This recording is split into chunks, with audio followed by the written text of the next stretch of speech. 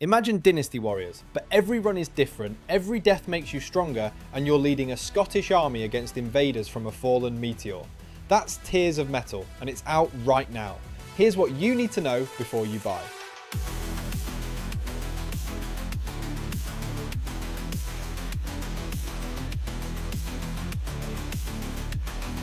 Let's start with the pitch, because it's a genre mashup that actually makes sense. This is a Musou game. That means you don't fight 2 or 3 enemies, you carve through hundreds at once, with kill counters ticking into the triple digits.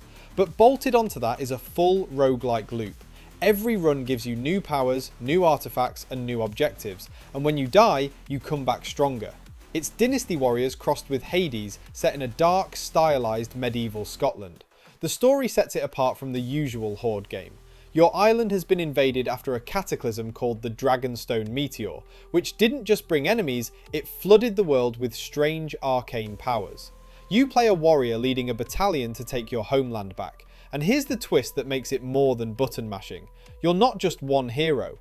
Between campaigns you recruit and upgrade soldiers who gain permanent skills, and you expand your settlement to unlock new shops, upgrades, and tougher challenges. So your progress carries forward even when a run ends. Visually, it punches way above its budget. The whole game is cel-shaded, a stark comic book art style with heavy red blood splatter that gives the violence a graphic novel look most Horde games completely lack. It's the kind of style that reads instantly, even in a chaotic fight with 100 enemies on screen. And the whole thing plays solo or with up to 3 friends in online co-op.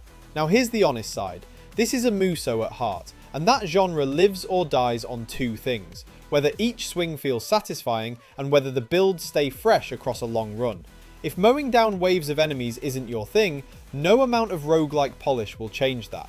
And like any co-op Horde game, the real test is whether the progression keeps a group hooked through a full campaign instead of fizzling out after a few runs.